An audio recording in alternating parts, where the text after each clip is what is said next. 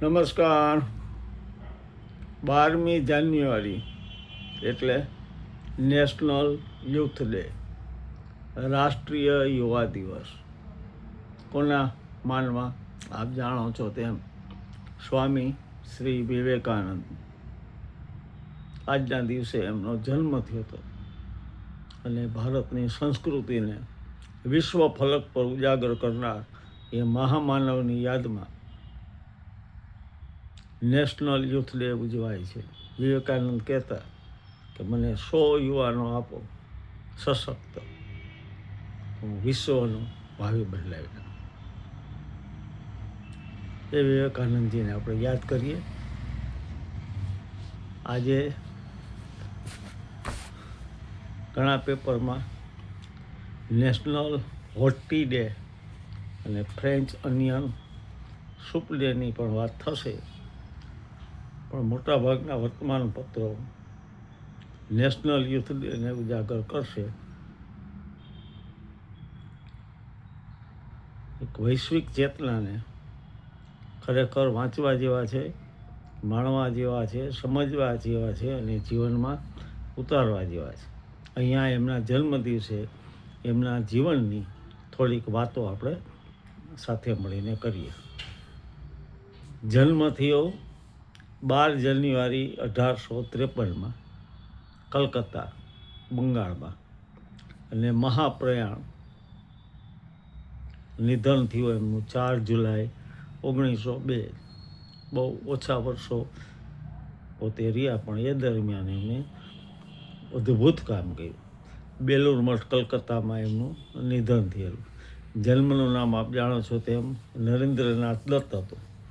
શ્રી રામકૃષ્ણ પરમહંસના પરમ શિષ્ય, રામકૃષ્ણ મિશનના સ્થાપક, 19મી સદીના ગૂઢવાદી સંત તરીકે પ્રખ્યાત શ્રી વિવેકાનંદજી યુરોપ અને અમેરિકામાં વેદાંત અને યોગના જન્મદાતા ગણવામાં આવે છે.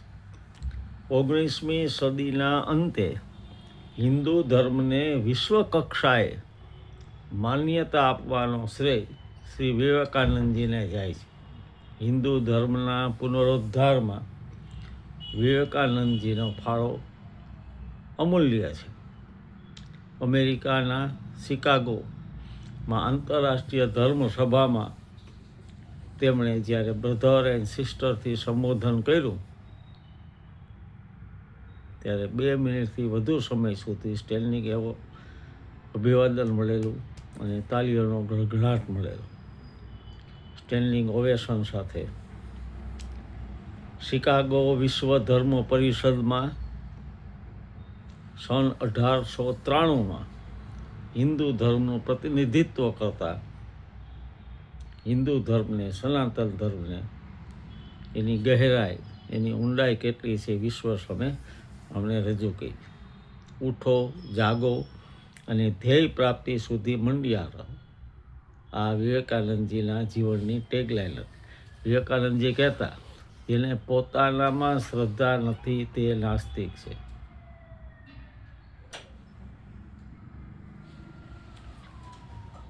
વિવેકાનંદજી માતા, પિતા, વડીલો અને કેરટેકર્સને સંબોધીને કહેલું કે તમારા બાળકોને બાળપણથી સુદૃઢ અને શક્તિશાળી બનાવો. તેમને દુર્બળ વિચારો કદી ન આપશો. તેઓ પોતાના પગ પર ઊભા રહી શકે તેવા હિંમતી, સહનશીલ બનાવો. તેમને આત્માના મહિમા વિશે શીખવો. તેમને તેમનામાં શ્રદ્ધા પ્રગટે તે રીતે ઉછેર કર્યો. 1863માં કલકત્તામાં ભદ્ર કાયસ્થ પરિવારમાં જન્મેલા તેઓની વિચારસરણી ઉપર એમના માતા પિતાની પણ અસર જોવા મળે છે. ઈશ્વરનો સાક્ષાત્કાર કરવાની તીવ્ર ઝંખના, તીવ્ર અભિપ્સા ને લીધે શ્રી રામકૃષ્ણ દેવને, રામકૃષ્ણ પરમહંસને મળે છે. બધાને પૂછતા એમ પૂછે છે, ભગવાન જોયા? તમે ભગવાનને જોયા? રામકૃષ્ણ પરમહંસે કહ્યું કે તને જોઉં છું એટલા કરતાં પણ વધુ નજીકથી મેં જોયા છે. અને પછી એમના શિષ્ય બન્યા. અને અદ્વૈત્ય વેદાંત અને બધા જ ધર્મો સાચા છે, એ માનવ સેવા એ જ પ્રભુ સેવા છે, એ રામકૃષ્ણ પરમહંસ ગુરુદેવ પાસેથી શીખ્યા. ગુરુદેવના અવસાન બાદ વિવેકાનંદજી પરિવ્રાજક બની સમગ્ર ભારતમાં ભ્રમણ કર્યું, ભારતની સ્થિતિનો તાગ મેળવ્યો. 1893માં વિશ્વ ધર્મ પરિષદ જ્યારે થયું એમાં ભારતનું નેતૃત્વ કર્યું. શિકાગોનું એમનું પ્રવચન અસાધારણ હતું. આપ ગૂગલમાં જઈને સર્ચ કરશો તો એ ભાષણ પર જોઈ શકશો. પ્રખર વક્તા તેઓ જાણીતા થયા. યુનાઇટેડ સ્ટેટની અમુક યુનિવર્સિટીઓ અને ક્લબોમાં એમને આમંત્રણ મળ્યું, ત્યાં વક્તૃત્વ આપ્યા. અમેરિકા, ઇંગ્લેન્ડ અને યુરોપના અન્ય કેટલાય દેશોમાં પણ વેદાંત અને હિન્દુ ધર્મનો એમણે ફેલાવો કર્યો. સ્વામી વિવેકાનંદ ભારતના પ્રથમ રાષ્ટ્ર નિર્માતાઓ પૈકીના એક ગણાય છે. મહાત્મા ગાંધી, જવાહરલાલ નહેરુ, સુભાષચંદ્ર બોઝ, અરવિંદ ઘોષ, રાધાકૃષ્ણન જેવા ઉચ્ચ કક્ષાના લોકો પણ એમના તત્વજ્ઞાનથી ખૂબ પ્રભાવિત હતા. સ્વયંની મુક્તિ અને વિશ્વના કલ્યાણના સિદ્ધાંત ઉપર શ્રી રામકૃષ્ણ મિશનની સ્થાપના કરીને આજે આપણે જોઈ છીએ કે ગજબનું કામ કરી રહ્યા છે એ લોકો. વિવેકાનંદજી તેમના અનુયાયીઓને પવિત્ર અસ્વાર્થી રહીને શ્રદ્ધા રાખવા જણાવતા. વિવેકાનંદજી વિશે અનેક પુસ્તકો છે, એમના જે 12 વોલ્યુમ છે એ તો વાંચવા જેવા છે. અન્ય છે life and philosophy of Swami Vivekananda, complete work of Swami Vivekananda. એમના ગુજરાતી પુસ્તકો PDF ફોર્મેટમાં પણ મળે છે. એ માટે આપ વિકીપીડિયા GU.wikipedia.org પર જશો તો ઘણી PDF આપણને મળશે, જેને ડાઉનલોડ આપ કરી શકશો. સ્વામીજીની વિવેકાનંદજીની બુક્સ આ પ્રમાણે છે. ગુરુ શિષ્ય સંવાદ, જે આપ ગૂગલમાં જઈને સર્ચ કરી જોઈ શકશો. સ્વામી વિવેકાનંદ ભાગ 11 જ્ઞાનયોગ, વિવેકાનંદ વિચારમાલા. PDF ફોર્મેટમાં સ્વામી વિવેકાનંદના જીવનના પ્રસંગો પર તમે જોઈ શકશો, માણી શકશો. સ્વામી વિવેકાનંદને યુવાનો ખૂબ ગમતા. તેઓ કહેતા કે શ્રેષ્ઠતમ નિરોગી શરીર હોવું એ યુવાનીની પ્રથમ શરત છે.